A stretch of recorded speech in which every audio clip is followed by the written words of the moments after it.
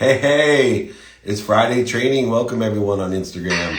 We're about to get started. Thank you joining us. We're going to do a don't quit training today live on Instagram and LinkedIn and all other platforms. You can reach the replay on Spotify. Check us out. There's a playlist there. We are featured on Spotify, all the trainings. If you want my exercises, guides, and books for free, just go ahead and email me, david@dmeltzer.com. All right, welcome everybody. We are now live for the Don't Quit training. There's only one reason you don't get what you want in your life, and that's because you quit on it. Quitting is the heart of the soul, meaning if you keep that heart beating, you're going to get to where you want. I'm going to start off with my favorite poem. Hopefully some of you have heard it, but it's when things go wrong, as they sometimes will, when the road you're trudging seems all uphill, when the funds are low and the debts are high, and you want to smile, but you have to sigh. When care is pressing you down a bit, rest if you must, but don't you quit. Life is queer with its twists and turns, and every one of us sometimes learns, and many a failure turns inside out. Many a failures turns about when he might have won had he stuck it out. Don't give up, though the pace seems slow. You may succeed with another blow. Often the goal is nearer than it seems to a faint and faultier man. Often the struggler has given up when he might have captured the victor's cup. And he learned too late when the night slipped down how close he was to the golden crown. Successive failure turned inside out, the silver tint of the clouds of doubt, and you can never tell how close you are. It may be near when it seems so far. So stick to the fight when your heart is hit. It's when things seem worse that you mustn't quit. That's my favorite poem. That's the poem that I look at to get up, to get back up, to get started, to get back started. And I thought for training today, before we get to the Q&A, make sure you put your questions and answers into that section. We'll be answering those in the second half of the training. If you want the guides, the books, the exercises for free, david@dmeltzer.com. All of my trainings are on a playlist featured on Spotify, Entrepreneur, and every platform. You can get all the trainings, books, guides, exercises, all for free, just like this training. So let's start with the training on Don't Quit. The first line is, when things go wrong, as they sometimes will. First of all, what's happening is people don't know how to deal with uncertainty. They think that these are uncertain times. Well, I have a philosophy about uncertainty because things don't go wrong. It's that lessons are coming your way. And so if we realize that all future events are uncertain. In fact, if anyone out there can certainly tell me what's going to happen tomorrow, please email me, david@dmeltzer.com, and I and you can make billions of dollars. That's with a B. I guarantee we can make billions of dollars. There is no certainty. There's just accelerated change. There's lessons that are taught to us. So we need to have the expectation that things are uncertain and there's going to be accelerated change in varying degrees, like there is today, right? We've experienced 7 years of change in 7 months. The second line of the poem, when the road you're trudging seems all uphill. Well, that sounds like the myth of Sisyphus to me, and it's an indicative circumstance of pushing a boulder uphill all day long just to have it roll down to the bottom. This is what we need to find our highest frequency at the beginning of the day. We need to find our center. We need to plateau and grow. And we know that it seems uphill. Why? Because we're in the learning zone. If you want to be in the comfort zone, high, broke, sick, sitting on your mom's couch, doing nothing, then you're not going to experience any uphill types of resistance. But if you feel like it says here, trudging seems all uphill, that's a good thing. Get stuck. Lean into the hill. You can find that learning zone will then become the size of your anxiety zone. The anxiety zone will expand out past that. If you live your life in a comfort zone, if you're not trudging uphill, you're not enjoying the consistent, persistent pursuit of your potential. You have to have the will to lean in and to trudge uphill. When the funds are low and the debts are high, here's a problem of the ego, is that when our funds are low and the debts are high, 99.9% of the people feel down, depressed, anxious, frustrated, worried. All of the ego. Why? Because the ego consists of three things. One, your employment status. You have defined yourself by what you do. Don't do it. Don't define yourself by what you do. 2, you define yourself by what you got. Right? That's not what we define ourselves by. I used to define myself when the funds were low and the debts were high. If my bank account was low, I was sad. If my bank account was high, I was happy. You cannot define yourself by what you have. And then finally, please, and this is the training for next week, don't define yourself by what other people think about you or what you're doing. Next week's training is going to be on seeking approval and separating yourself from that expectation of others and the judgments, conditions that are put upon us and the pressure and resistance that's put upon us by others. So remember, EGO, employment status, what you got and what other people think. Don't define yourself, and you won't be depressed and define yourself when the debts are low, the funds are low and the debts are high. Now, it says, and you want to smile, right? We all have an expectation of being happy, but you have to sigh. Well, I think this is a resolute. So meaning a resolute that when we can't figure out a way to find the light, the love, and the lessons in what we do, instead of trying to resist it, instead of trying to outrun it, go over it, go around it, go under it, use that little key of breathing and find your center. Find that neutrality to go ahead, instead of resisting, to find the energy in the center to move in the right directions. So when you want to smile but you can't, that's when we breathe. You sigh. The next line, when care is pressing you down a bit. Care is the sense of responsibility for others. What we need to do to shift the paradigm of this is we have to remember that we have to take care of ourselves to take care of others. Remember the airplane example of put your own mask on first, then help the children. If you have more than one child, pick the one with the most potential first and work your way down. But make sure you put your gas mask on first, your oxygen on first. You need to take care of yourself. And so if care is pressing you down a bit, make sure the care that's pressing you down is the care for yourself, because you can't give what you don't have. And so many people literally manifest what they don't want because they care so much about others. They diminish or dissolve their own capacity trying to help others, and then they can't even help themselves, let alone helping others. In fact, a lot of times we end up having to ask for help from the people we're supposed to be helping because we didn't take care of ourselves. So make sure that you don't allow care to press you down a bit, and don't put judgments or seek approval that you're letting anyone down, because you're only letting yourself down if you're not taking care of yourself. And you know, if you take care of yourself, the more that you have, the more you'll give. Not the more you give, the more you'll have. It doesn't work that way. Rest if you must, but don't you quit. So rest is so important. And the rest is meditation, sleep, the time that we allow not only our physical being to rest, but we get out of our own way and utilize our subconscious and unconscious to connect to the greatest source of power, light, and love and lessons that we're always connect to regenerate. You know, I talk about sleep a lot as the number one habit that we have. Sleep is an exercise of 8 hours. It's an activity of 8 hours. My day's full of 24 hours of man-made construct activity. Activity I get paid for, activity I don't get paid for, activity that's productive, activity that's accessible, activity that's gracious. And in that activity, 8 hours a day, the number one shared habit that we all have, sleep, requires a warm-up.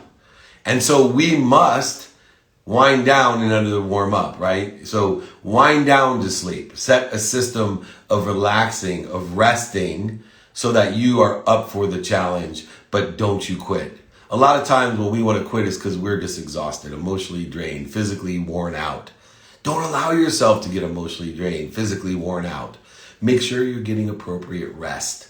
That's why it says, rest if you must, but do not quit. Life is queer with its twists and turns. This to me is the expectation of uncertainty as well as pain itself. Pain is not a stop sign. It doesn't say quit. 99% of the people think pain is quitting. Oh, it hurts too much, I'm going to quit. No. Pain is an indicator. It's a turn signal. It's telling you to twist and turn and angle to something better. It's telling you what? Mental, physical, spiritual, emotional, financial pain. It's telling you one thing: to move in a different direction, to twist and turn, to angle to what you want, and have faith.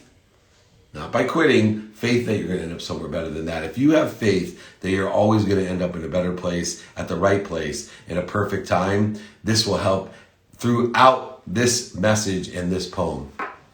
As every one of us sometimes learns, and hopefully more than sometimes, when we're seeking the lessons, when we realize that pain is an indicator that you have a lesson to learn in order to twist and turn or move and angle in a different direction and have the faith that you're going to end up somewhere better than that. If you're able to do that, then you're able to understand that we are here to learn, that life is about lessons, and the lessons will keep on coming until we learn them. And they result in that mental, physical, spiritual, emotional pain until we have learned that. And it's essential to see that we must learn in all situations and learn to love any situation. Remember, I've surrounded myself with celebrities, athletes, entertainers, millionaires, billionaires. It doesn't matter. Their life sucks just as much as ours. The same percentage of their life sucks just as much as the same percentage of ours. The difference is this line. They learn the lessons. They're looking for the light, the love, and the lessons and the pain, the mental, physical, spiritual, emotional pain. And that allows them to pursue their potential consistently every day, persistently, without quit, in order to keep the heartbeat running, to make more money, help more people, have more fun. You can do the same. And many a fellow turns about. So why do people quit? Why do they turn about? They lack faith. It's that simple. They lack faith. If you're going to quit and turn around and see pain as a stop sign, it's because you don't have faith that you can make it through. You don't have faith that it's going to get better. You don't have faith that there's lessons in it. You don't have faith in gratitude, productivity, accessibility. You don't have faith in forgiveness. You don't have faith in accountability. You don't have faith in, most importantly, what you're connected to. You don't have faith. So if you feel like quitting, if you're ready to turn about, think about your faith. What do you have faith in? A currency, faith. An object of energy that you put into the flow to get what you want, faith. That belief that you're going to make it through, that God's not going to give you anything you can't handle, and you're here to learn from it and become stronger and better. There's an old story about a butterfly. Haven't told it in a while, but it is about that faith and about entitlement. So a caterpillar becomes a butterfly, and there's a farmer sitting by a tree, and he sees a butterfly ripping through the cocoon. And he decides that he's going to help the butterfly by cutting open the cocoon and allowing the butterfly to come free easily, without trudging uphill, without the twists and turns, without the lessons. And what does he do? It's the same exact formula of literally turning about, because he has taken away the power. He had taken away the strengthening process that a butterfly is forced to break the way out of a cocoon so it can strengthen his wings so it could fly. So when the farmer opened up the cocoon, he killed the butterfly because it couldn't fly. Faith. Faith. You are a butterfly. You're just strengthening your wings. Have faith that you will fly when your wings are strong enough to take you to the heights that you probably never dreamed of, that you are going to end up in a better place than what you believed. Next line. So, in a many fellow turns about, when he might have won, have he stuck it out. Look, 99% of the people quit before they're even 25% of the way there. They quit before they're 25% of the way there because they don't understand math. They don't understand how things grow. Because of the consistent, persistent behavior, because of the way the conscious, subconscious, and unconscious mind communicate with one another, because the way the exponential growth and acceleration works, is that if I told you it would take you 20 years to do something, you would tell me that it takes 10 years to get to 50%, 5 years to get to 25%. And that's why people quit. They don't understand acceleration, growth, and exponential math. What is it called? Warren Buffett's favorite, compound interest. They don't understand that it actually takes 18 years to get to 25% of the way there. And then when that doubles, it takes that 19th year to get to 50, and 50 turns to 100. In fact, I call it the 2 times 2 rule, the Noah's Ark rule of life. Go ahead, however many years you want to get better at something, just imagine if in an entire year you could get twice as many people, customers, money, whatever it was. Go ahead and take $2, times it by 2, times 2, times 2, times 2. Press it 10 times, look at the number. Test it 15 times, look at the number. Press it 20 times, look at the number. If you're 18 to 70 years old, you got at least 20 years. Go ahead, press the 2 20 times. Your $2 turns into 2 million. And you still get some time to enjoy it or leave it back for others to enjoy, to help people and to have fun with. So remember the exponentiality. Don't quit. 99% of all people give up because they don't understand math. They think you're halfway there in half the amount of time. You're not. It takes almost all the time to get to halfway there. 19 of 20 years to get there. Now it says, don't give up though the pace seems slow. This, to me, is the biggest counterintuitive thought that people have. They ask me all the time, how can I be persistent and patient? How can I be persistent and patient? Well, the pace is always going to be slow, especially if you attach your emotions to an outcome. If you attach your emotions to the outcome, everything seems to take more time. If you attach your emotions and your free will to clearing the interference of what is between you and that which you want and already exists, if you're using your persistence and your pursuit in order to clear the way for what you want to come by the law of Goya, getting off your ass, to allow the law of attraction, to allow the things to come to you in this unbelievable, abundant world that has everything for everyone. If you do that, you will understand the blend of patience and persistence. That it takes great, ferocious behavior to clear the interference, voids, shortages, and obstacles out of the way. It takes extraordinary persistence in order to clear the connection between you and that which already exists. This is very, very true in building my own brand. When I met Gary Vaynerchuk and was helping him with his sports agency, this was what I thought. I was willing. He asked, what are you willing to do to build that brand? I said, I want to empower over 1 billion people to be happy. He's like, how are you going to do that? I said, I need 2 ambassadors in year 1. Can you help me get 2 ambassadors?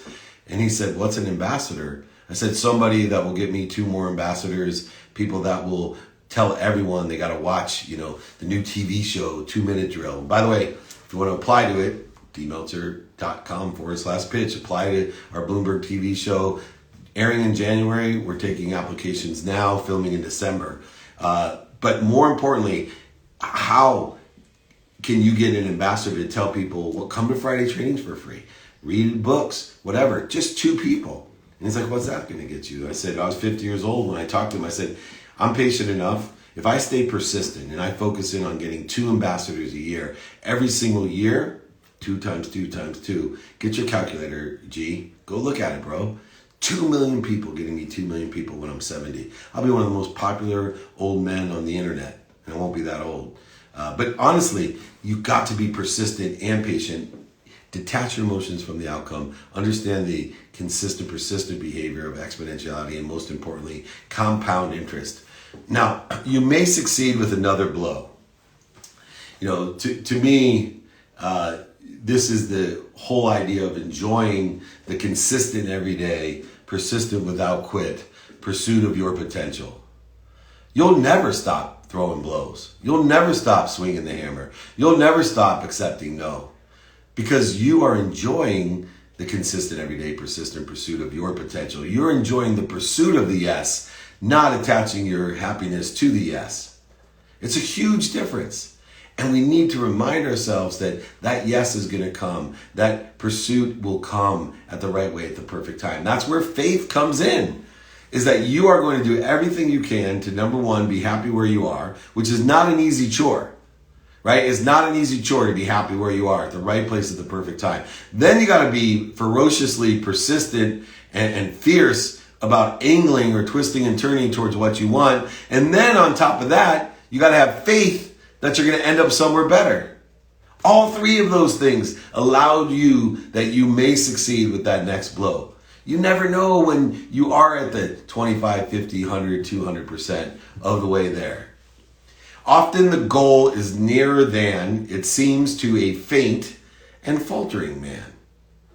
So this is about you. Some people ask me, what's the number 1 common denominator of the spirit of excellence, of the people that are around you, celebrities, athletes, entertainers, media, billionaires, millionaires, politicians, whoever they are, people at the highest levels of their academia and their experiences and their success, whatever they define that as, what is the common denominator? I will tell you, the common denominator is they're not faint and faltering men and women. They're not faint and faltering men and women. What does that mean? That they have a desire that they must be what they can be. They have a desire. The most common denominator of people that don't quit is they must be what they can be. Period. And the most common success formula is not quitting. The spirit of excellence is determined about those people. Every Olympian you read about, my business partner Warren Moon, when he spent 6 years in Canada because they wouldn't allow a black quarterback in the NFL, what if he would have quit? What if he would have said, you know what, I've won 5 Grey Cups, 5 years in Edmonton, and I'm done. I can't make it. We would have never seen, after the 6th season, 17 more years, and the first black quarterback in the NFL, in the Pro Football Hall of Fame. We would have missed all that. But he's consistent, persistent in the pursuit of his potential, knowing the 3 things. 1, how hard it is to be happy where you are, how much fierce behavior it takes to angle and twist and turn and accept pain as a lesson to indicate where you're supposed to go. And most importantly, the most difficult is what we cannot see because it's within us, not outside of us, faith. Faith that you're going to end up somewhere better. The next sentence, often the struggler has given up when he might have captured the victory cup, the victor's cup. And I would say not often, but always. It's just a matter of twists and turns until you can find out exactly where that victor's cup is. It may be a different cup than the one that you're looking for. It may be a cup that's different than the one that you're looking for. And so many times I see athletes, especially, searching for a certain cup, and they end up with something greater than what they thought they wanted. And so when we stay persistent and consistent, when we don't quit, the victor's cup may change, but once again, with faith, we'll end up with a bigger, better, and brighter cup. And he learned too late, when the night came down, how close he was to the golden crown. This reminds me of this woman who was going across, I believe, the English Channel. She was swimming, the first woman ever, and it got really foggy. She had a support boat next to her, and she gave up and quit. And she grabbed onto the boat, and as the fog lifted up from the night, the golden crown was 200 meters from her. They couldn't see the shore. It was so foggy. This happens so many times in life to so many people when if they just would have continued on. I love David Goggins, right? When you're ready to quit, you're only 40% of the way of what your capacity is. When you have had it, you're only 40% of the way. You got 60% more that you can give. Just remind yourself. I have a 10-minute suck rule, right? First 10 minutes of what I do sucks, and when it gets to be suck, it's only the last 10 minutes till it starts feeling good again.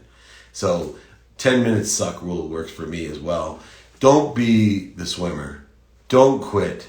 Just keep pushing through, learning the lessons, living and inspired by the light, the love in those lessons.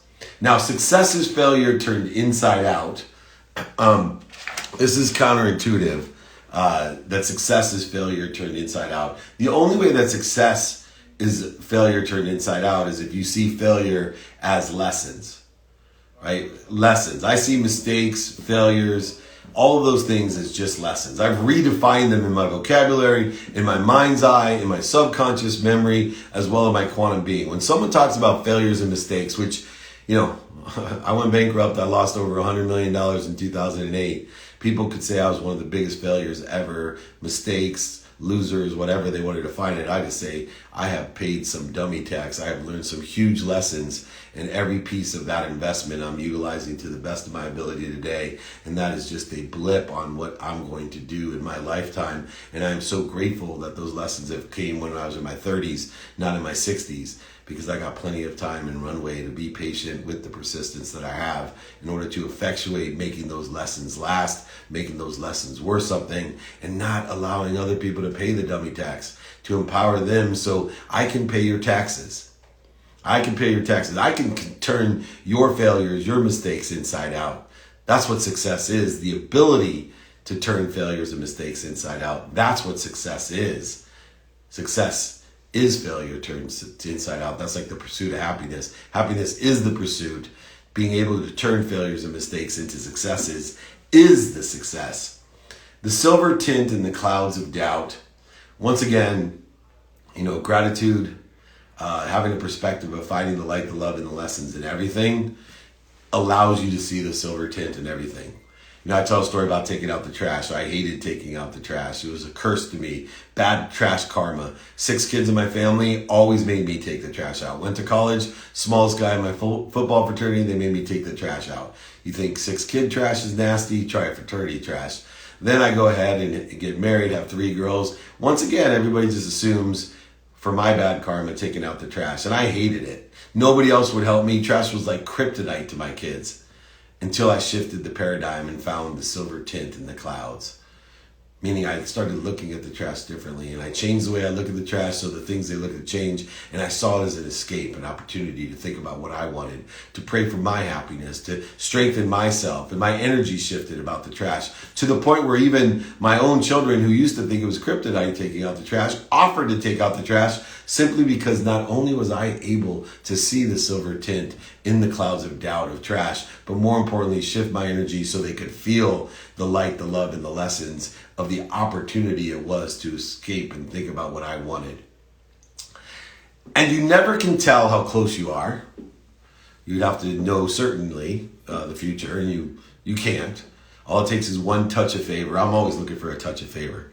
Always one touch of favor. One person, one circumstance, one lottery ticket, one business opportunity. One touch of favor can change your life in an exponential way as long as you have been enjoying the consistent, persistent pursuit of your potential. If you are not prepared and a touch of favor comes, nothing happens. And so many people waste touches of favor. You can never tell how close you are because of where we started. Remember, there's no certainty in the future. The only certainty is that you can only control your mindset, heart set, and what you think, say, do, believe, and, of course, your personality traits, characteristics, obsessions, and addictions, and how you apply them to the circumstances that are not certain, meaning the future. But you can rely upon the change and the capabilities you have, the skills, the knowledge, and the desire that you can place and align synergistically and supplementary to what you're looking for. So you never know how close you are. It might be near when it seems afar. I like to use no as an example of this. I always say I'm 25 no's from getting what I want. So a lot of people may think I'm far. I get excited as I get closer and closer and I get more no's. You never know how close you are. So stick to the fight when your hardest hit. And I'm going to use my favorite story of this is Rocky. Not the movie Rocky, but the making of the movie Rocky, where Sylvester Stallone believed in himself. Everybody was telling him no. He finally finds someone to buy his script of Rocky, and they tell him, hey, this is great. We'll give you $300,000. He had been so poor that he actually had to sell his dog, Brutus, the dog that's actually in the movie, actually. But he sold that dog for $50 so he could live on a couch. And it was incredible, right? He keeps negotiating because he's born to be Rocky. He is Rocky. He doesn't care about the money. He doesn't care about whether they have the script or not. And so finally, the negotiation came down to $30,000, and he would star in the movie. He would get to star in the movie, and they would buy the script. He gave up $270,000 net on it. But here's even the bigger irony. He took $15,000 of it, because that's what it took, to buy back his dog. Stick to the fight when your heart is hit. Rocky is literally the energy, the frequency. When you look at why are some people successful? Why did this movie resonate like it did? Because it has a true, authentic frequency, a strong signal to the right spectrum of people about not quitting. Everybody loves an underdog that doesn't quit. Rocky didn't quit on the screen, and thank goodness he did not quit off the screen. I couldn't imagine. But he believed his frequency that he was Rocky, and he was. And now I've been blessed with some of my favorite Rocky 1 through 10s, right? Creed, etc. To finish up, it's when things seem worst that you must not quit. Everybody out there, please know that you're not going to get to where you want to be. You are happy where you're at. You're at the right place at the perfect time. Twist and turn and angle to what you want. but have faith that you'll end up somewhere better, just like Rocky. So please, when things get worse, you must not quit. It is the heartbeat to your success. Please don't quit. We are going to do seeking approval training next week. So join us next week if you're one of those people that have to seek other people's approval. And we'll talk about how to get over that, do that, utilize that to your benefit. Of course, the guides, exercises, all are available for free. David@dmeltzer.com. You can join my text community. It's in the chat. 949-298-2905. Don't forget to apply to the pitch competition, everybody.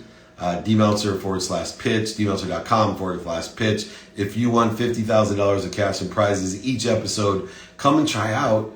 It's on Bloomberg TV, Amazon, all of my media networks. We're going to kill it. Please join me. I want some really good pitches. Anything you want to pitch. All right, let's take some Q&A. They're loading up in there. I'm going to start now. What's the difference between quitting and pivoting? That's a great question. And I think a lot of people get confused about pivoting in business, right? They'll say, oh, he quit on. Look, businesses are just a name. It's a definition. Quitting is when you stop enjoying the consistent, persistent pursuit of your potential. That's quitting. And I see people, although they go from the learning zone, get in their butt kicked into the comfort zone. I'm just going to sit in a company hole 9 to 5 and be an accountant. That's quitting. If you're not enjoying the consistent, persistent pursuit of your potential, you are quitting. If you are angling, twisting, turning, pivoting, whatever you want to say. You're growing, accelerating, compounding interest in your life. And you will get to where you want to be and even end up somewhere better. Guaranteed, as they say in New Orleans. Guaranteed. So just enjoy the consistent, persistent pursuit of your potential. Because when you stop and you live in that comfort zone, high, broke, sick, on your mom's couch, that's quitting. So don't quit. Are there any things you wish you quit earlier in life? That's a great question. Yeah, chewing tobacco. So there are certain things that are not something that you want to compound in your life. So we didn't talk about the reverse of this. So if there's things, addictions, obsessions, negative ego emotions, the need to be right, offended, separate, inferior, superior, anxious, frustrated, angry, worried, resentful, any of these things, you want to quit it. So what do? Stop consistently and persistently pursuing that potential. Vote for what you want in your life, not what you don't want. So absolutely, I think nicotine, which quantumly for me, inherent in my DNA, nicotine's super addictive. I've never smoked a cigarette in my life because my parents smoked. My dad smoked 3 packs a day from the time he was 14 years old till the time he died at 80. So, literally with a stroke, smoking in his bed. It's quantum. If I have one thing of nicotine right now, I'll be running to the grocery store tomorrow morning. So I can't. I have to quit. So make sure you're picking what's good to quit so you don't compound those things in your life and focus all that energy on what you do want to compound the interest of that in your life. How release/heal childhood wounds that seem to keep popping up in different forms? Practice. So all of us have subconscious and unconscious childhood, past life, energies, circumstances, experiences that we have to let go, that we have to heal, that we have to release. And the only way we can do that is practice. I utilize the system of cancel, clear, and connect, which is in my book, which I'm happy to send. I'll sign a copy, ship it to you for free. I don't care. Cancel, clear, connect. So if I have negative thoughts from childhood, I cancel them. If they remain, I clear them by breathing and meditating. If they still remain, I use connect. I use an energy shifting mechanism that's listed in the book that you can look at the light, change the life, shift the life, hold it on you. It took me 9 years one time to shift my energy of blame, shame, and justification of hate of somebody else and learn to forgive. Some people cannot forgive the unforgivable. I'm on that journey. I think peace will exist in my life when I'm capable of forgiving the unforgivable. One of the great practices of release. So make sure you forgive yourself for any childhood circumstances as well as anyone else that participated in there. See, if you love my book, go ahead, email me, David@dmeltzer.com. Happy to send it to you. How do you know when you're pushing too hard or not pushing hard enough? Well, that's where that rest part come in. Rest if you must, but don't you quit. If you're pushing too hard and you feel the learning zone shrinking, you got to rest. If you continually feel the learning zone expanding so it takes over what used to be your anxiety zone, then continue to push. So know your comfort zone, your learning zone, and your anxiety zone. And so if you push out too far in the anxiety zone, you push too hard, it'll start constricting the side of what you can learn, constricting what you're comfortable doing. That's how people have a nervous breakdown, is everything constricts down so they can't even get out of bed. You want to make sure that you're living and expanding and growing and accelerating in the learning zone. So be very conscious of the 3 zone: comfort, learning, and the anxiety zone. Continually stay within there. Keep on pushing as long as you're expanding. Rest if you must, but don't quit if you feel some constriction or too much anxiety or taking on too much. That's how you know, being cognizant of those 3 zones. I love the new ego example, the employment status, getting, and others what they think of you. How do you channel new ideas like that? Well, I'm glad that you recognize that I channel it. So, little sponsor ads for Alkaline 88. It's delicious, by the way. So the more in the flow you are, you're channeling everything, right? Nothing comes to me, it's through me. And so if I can clear the interference of my ego, I can learn about the ego, or I can learn about my relationships to others, or I can inspire others, or strengthen my frequency, or widen my spectrum, or clarify my message. All of those different things simply by using my free will to clear the connection to unbelievable source of infinity, of light, love, and lessons. All those things right there for me and through me. So practice using your free will to clear that interference that you create by worrying about your employment status, about what you have in your bank account, and what other people thinks of you, judgment conditions. Look, when I came up with my idea to empower over 1 billion people to be happy, I can't tell you, some of the closest people in my lives laughed at me, made fun of me, scoffed at me, and now they're applauding and helping me. They're one of my 1,000 to empower 1,000. That's 1 million. To empower another 1,000. That's 1 billion. We're going to change the world, create a collective consciousness of happiness, simply because I'm utilizing my free will to expand, grow, to create the compound interest by taking out the interference and corrosion that others have caused me, and my own ego with the needs of the ego that have caused me. Is there a relationship between confidence and willingness to quit? Is there a relationship between confidence and willingness to quit? Yeah, so confidence is created by having great clarity on what you want, by a weighted balance of what you want within the context of your values, personal, experiential, giving and receiving values, and focusing in on it, utilizing the mathematical equation of luck.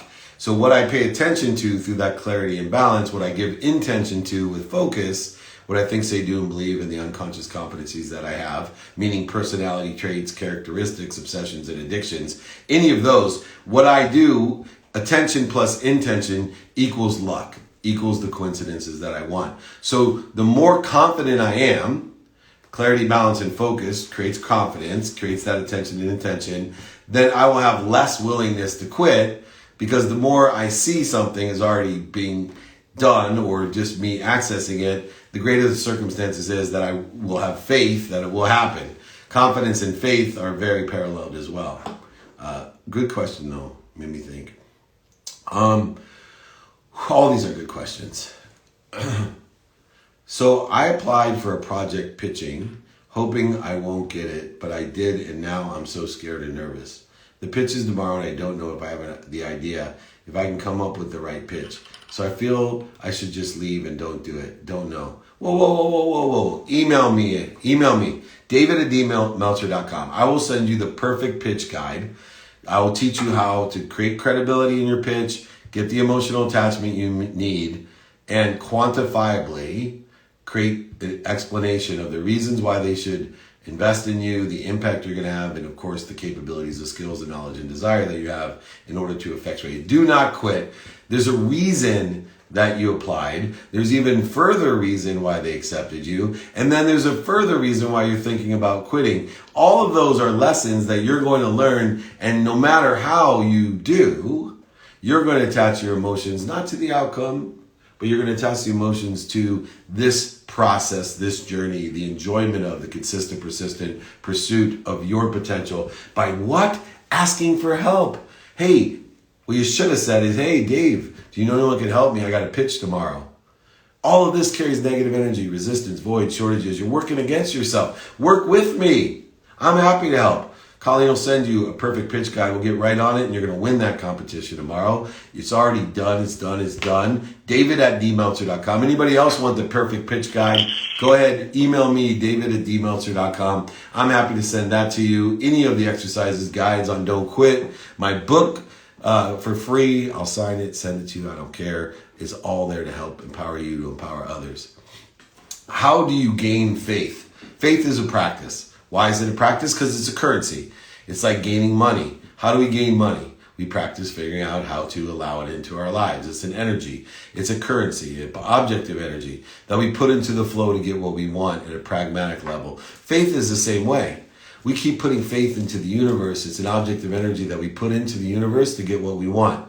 It allows us to not quit. It allows us to have clarity, balance, focus. It allows us to be able to use our free will to clear the interference to the great abundance that we're connected to, source of light, love, and lessons at all times. So practice making money, practice making faith. Both are currencies.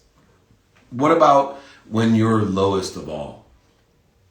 I think it says here, right, the failures turns inside out, and the faint and faltering man, the struggler, would have given up when he would have captured the victor's cup. What about when you're lowest of all? What's the advantage of it? Let's look at the light, the love, and the lessons when you're at the lowest at all. When I lost everything, I remember walking into my house, and my wife didn't know. We were blessed before we got kicked out of it when I went bankrupt.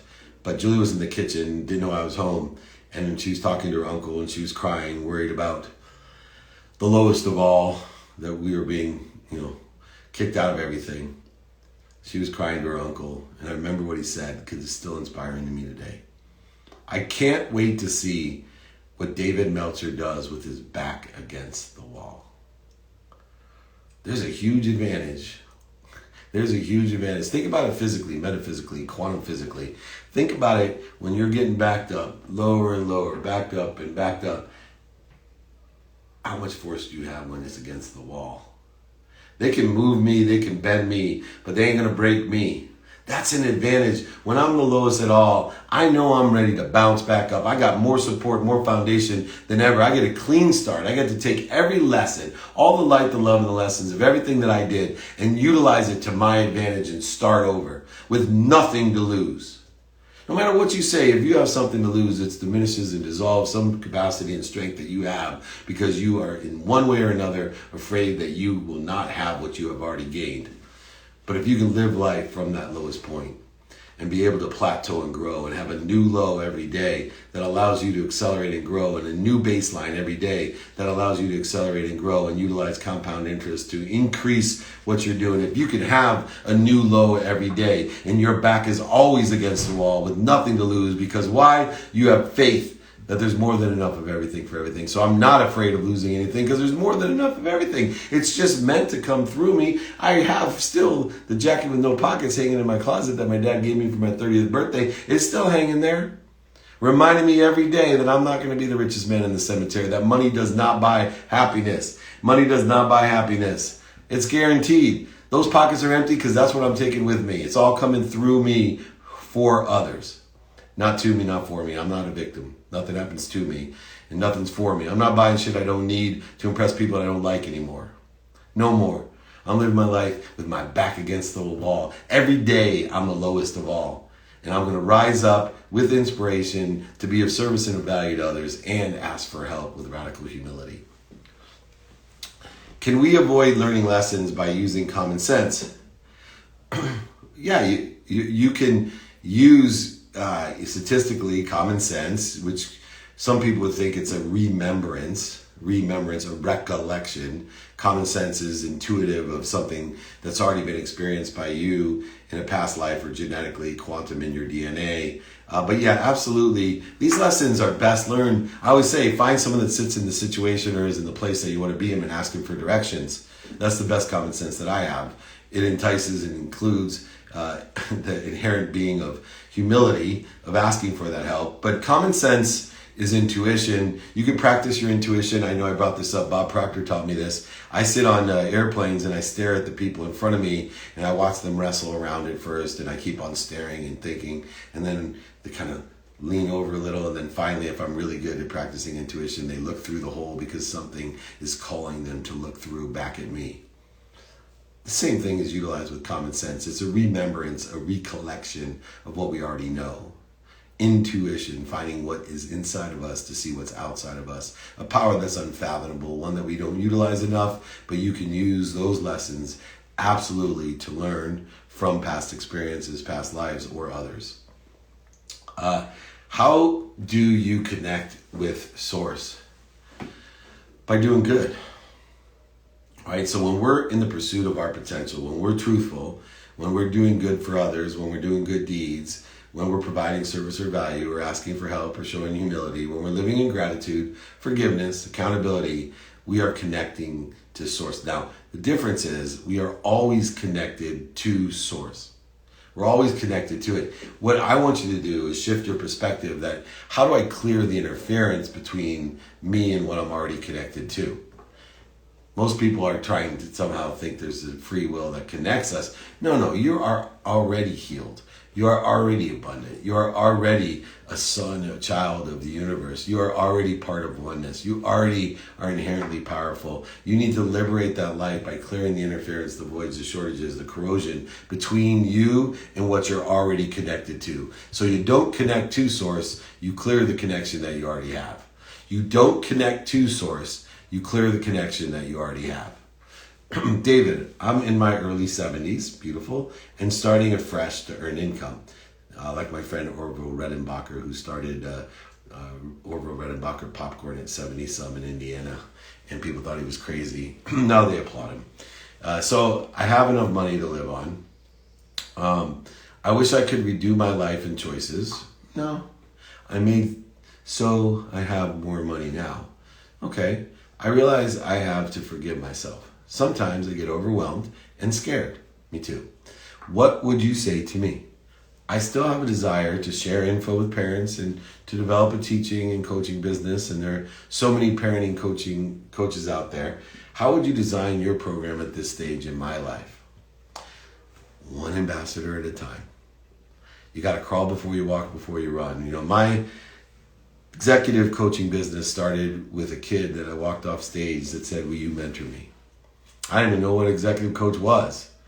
And I told him, hey, give me 3 friends your age and come meet me at this picnic table by my house at 7 a.m. on Sundays every other week. Donate $100 to charity, each of you guys, and I'll give you an hour of my time to answer any questions and give you the situational knowledge and experience that I have. No need for you to pay the extreme dummy tax that I've paid in my life. I'm happy to help you.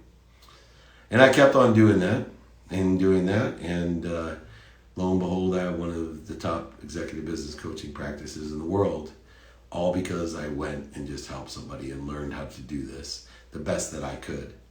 So get started, get out of your own way. Don't look backwards, tear the rear view mirror off your car. All right, tear the rear view mirror off that car. Just look forward. Think about all the lessons you've learned, all the things that you're capable of sharing with people so that they don't have to pay that dummy tax that you don't have enough money to live on. You don't have to pay the dummy tax of all the things that you did that you wish you didn't do. That if you had the chance to teach the lessons and allow people to share in that, empower them to empower others with that. Just get started, find one, and then times that calculator 2 times 2 times 2 times 2. And who knows, you may have 2 million people like me just begging you to help. Free trainings, group trainings, one-on-one, books, podcasts, TV shows, all types of things that we do. It all started because one kid, when I stepped off the stage, asked for my help. The universe has no accidents. Attention plus intention equals the coincidences. You can do it. Just go ahead, start with one, and build from there. What role does the ego play in quitting? The ego edges goodness out of your life, and it edges quitting in. So it plays a major role. People that quit are in fear. Primal fear, right? The Freudian fears that you can look up, feed, flight, fight, etc. And also the secondary fears that interfere with what we want and tell us that we need to quit. And so the role that ego plays is a crucial role. And if you're not a ferocious Buddha, if you don't learn to identify how the ego is telling you to quit, and if you don't stop when it's telling you, if you try to resist it or accelerate through it or around it or under it or over it, you're going to be in trouble. You're going to create more void shortages and obstacles. What you resist persists. But you just got to stop, drop down, breathe, find your center, your neutral, your higher frequency, plateau and grow right to what you want to and where you want to. Taking inventory of your values, asking for help, being a student, attention plus intention equals coincidences, being present, doing things now, and most importantly, practicing ending fear. You can do it. Ego is at play all the time when you want to quit. You know who's telling you to quit? Your ego. That's who's telling you to quit. It's all fear-based emotion, a soul-sucking emotion. It might fear get you up, get you back up. It might fear get you started, get you back started, but it ain't going to get you there because you're going to quit. You're going to run out of it. It's going to suck the soul dry. It's going to take all your energy. You're not going to be able to do it. Don't do it. Ego plays a major role in quitting. It's the voice that tells you to quit. Why say money doesn't buy happiness? Thank you. Money doesn't buy happiness, but it's super important. My motto is make a lot of money to help a lot of people and have a lot of fun. Money doesn't buy happiness, but it allows you to shop.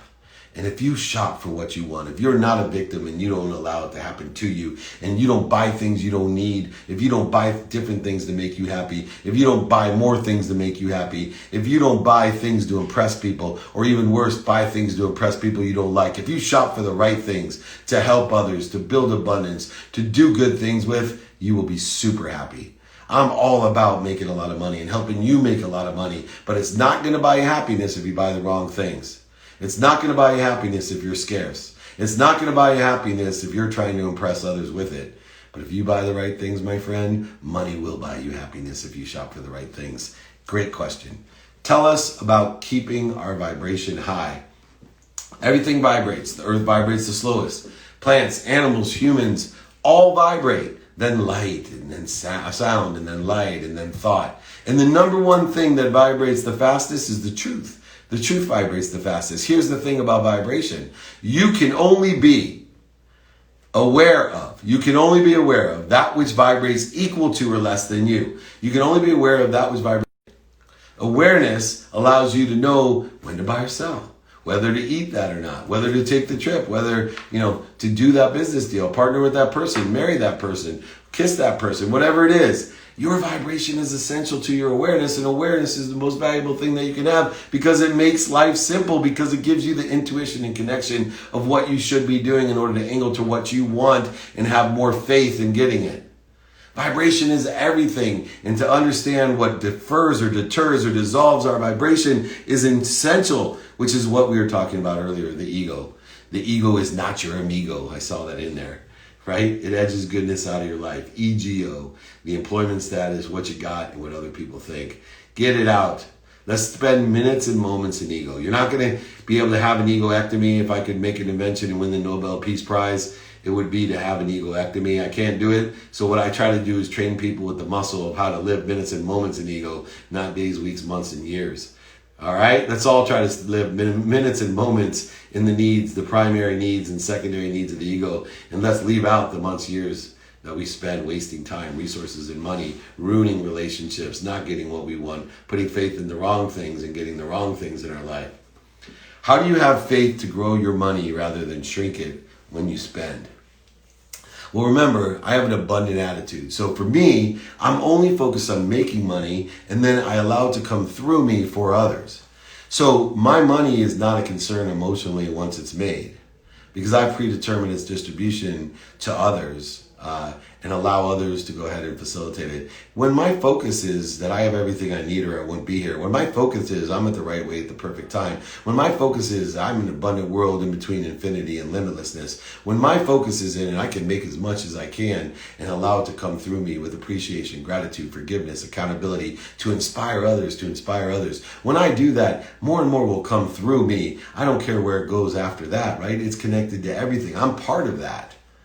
So I used to spend so much time spending my time, emotion, energy on making the money that I already made grow. and then losing it?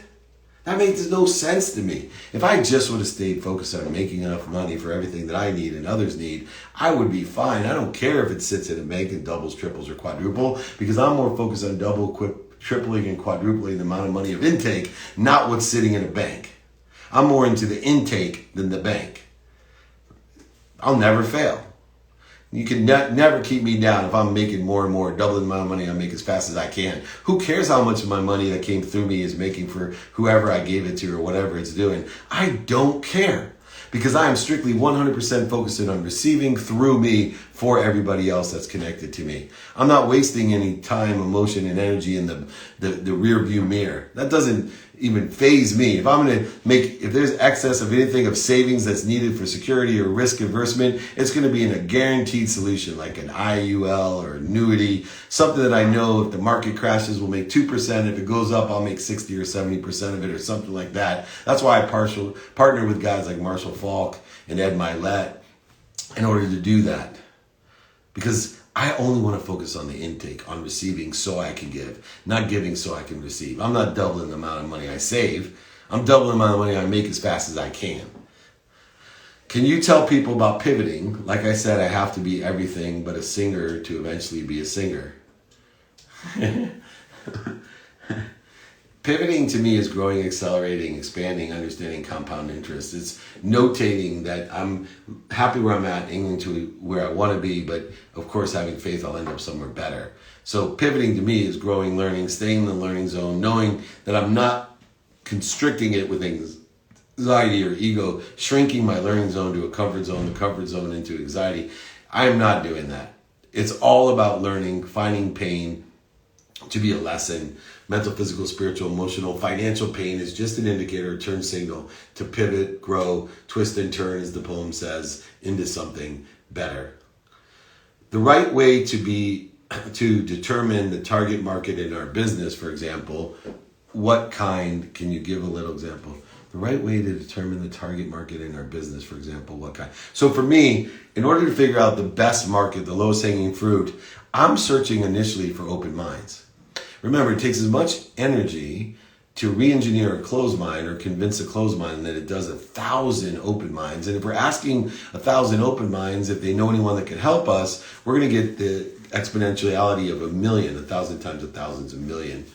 So what I use to determine the target market in my business is I'm targeting people with open minds, asking them for help, learning the lessons, and specifically finding the criteria and the data that allows me to start narrowing that target to people that not only are more likely to be customers of mine, but have open minds. But open minds are the number one thing that you want to look for in people when you're doing business. Got time for one last question. I'd love to read your book. Would you send me one? Perfect last question. All right.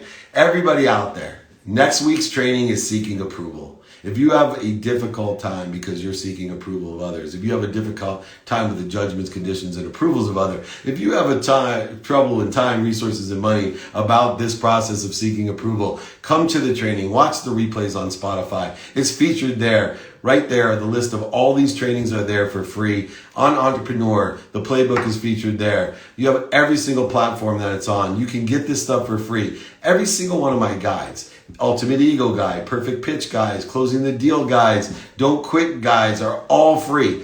David@dmeltzer.com. And to answer the last question, all of my book, give me a David@dmeltzer.com. I'll sign it, ship it to you, pay for shipping if you want. And remember, most importantly, 2-Minute Drill is launching. We did it. It's on Bloomberg, on Amazon, on every platform. Try out $50,000 of cash and prizes in every episode. You got to join me. Please apply. dmeltzer.com/pitch. Lastly, if you want to join my text community, it's listed as well. 949-298-2905, 949-298-2905, or email me, david@dmeltzer.com. Remember, everybody, seeking approval training next week. Catch the replays on Spotify. 2-Minute Drill, pitch competition, guides, exercises, books for free. I don't know what else I can tell you. Hopefully I didn't miss anything except for this. Be kind to your future self and do good deeds. Have a great weekend. Thanks for joining me.